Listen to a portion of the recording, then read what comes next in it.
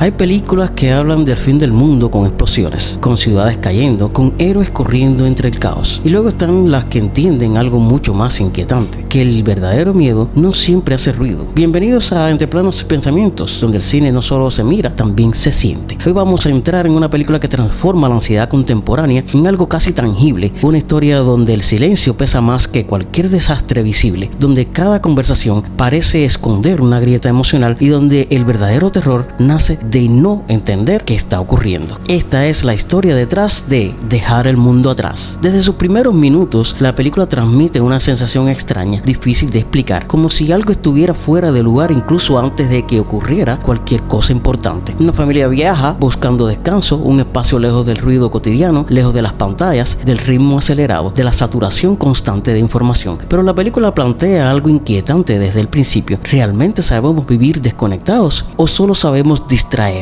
Dirigida por Sam Esmail, creador de Mr. Robot, la película conserva muchas de las obsesiones que ya aparecían en su trabajo anterior. La paranoia tecnológica, la fragilidad de los sistemas modernos, la sensación de que vivimos dependiendo de estructuras invisibles que podrían romperse en cualquier momento. Y quizás eso es lo que hace que Dejar el mundo atrás resulte tan incómoda, porque no se siente completamente ficticia. El contexto histórico detrás de la película es importante. Durante los últimos años el mundo atravesó pandemias, crisis de desinformación, tensiones políticas, dependencia tecnológica extrema y un aumento constante de ansiedad colectiva. La película absorbe todo eso sin mencionarlo directamente. Funciona casi como una cápsula emocional de esta época. No habla solo de un posible colapso, habla de la desconfianza moderna, desconfianza hacia las noticias, hacia los gobiernos, hacia otros seres humanos, incluso hacia nuestra propia percepción de la realidad. Y Sam Esmail decidió construir esa tensión de una forma muy particular. En lugar de llenar la película de acción constante, apuesta por el desconcierto. Muchas escenas están diseñadas para que el espectador sienta la misma incertidumbre que los personajes. La cámara se mueve lentamente, observa demasiado, permanece fija en silencios incómodos. A veces parece que la propia película estuviera vigilando a los personajes desde lejos. Y visualmente hay decisiones muy interesantes. Sam Esmail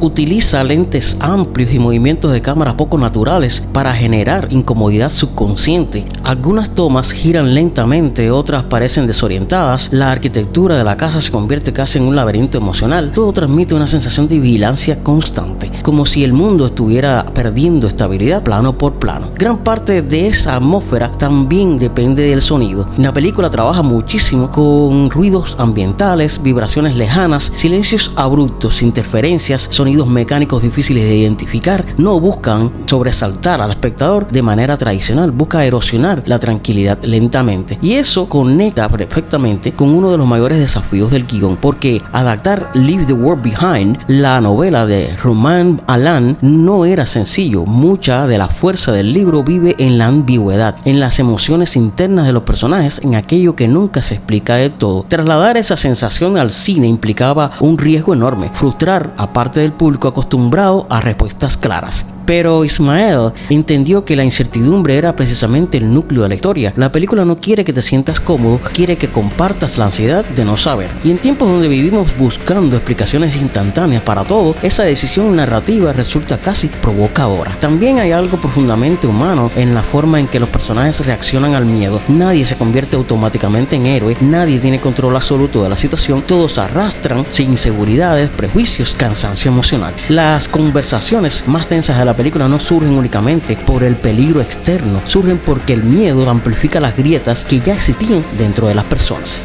Julia Roberts aporta muchísimo a esa sensación de incomodidad emocional. Su personaje transmite una mezcla constante de tensión, agotamiento y necesidad de proteger lo poco que considera seguro. Roberts evita interpretar el miedo desde el dramatismo exagerado, lo hace desde algo más reconocible: irritabilidad, desconfianza, agotamiento mental. Mahershala Ali, en cambio, trabaja desde la contención. Su presencia transmite calma superficial, aunque debajo siempre parece existir algo que no termina de decirse. Y esa energía silenciosa le da mucho peso a las escenas más íntimas. Ethan Hawke aporta otra capa importante: la vulnerabilidad cotidiana. Ese tipo de persona que intenta mantener normalidad incluso cuando la realidad empieza a desmoronarse alrededor. Y entre todos construyen algo interesante: personajes que se sienten emocionalmente cansados antes incluso de enfrentar el conflicto principal. principal. Eso conecta con algo muy contemporáneo.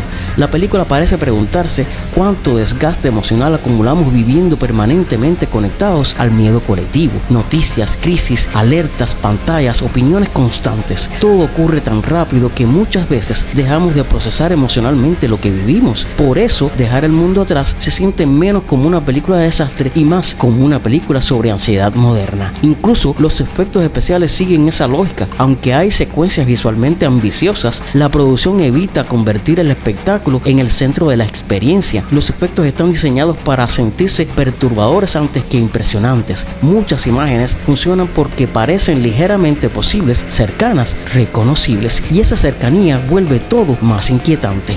Hubo además un enorme trabajo de producción para construir la casa principal como un espejo emocional. No es solo un escenario, es casi un personaje más. Un lugar lujoso, silencioso y aparentemente seguro, que poco a poco comienza a sentirse frágil. La iluminación también cambia sutilmente durante la película. Los espacios inicialmente cálidos empiezan a verse más fríos, más vacíos, más artificiales, como si el confort estuviera desapareciendo lentamente.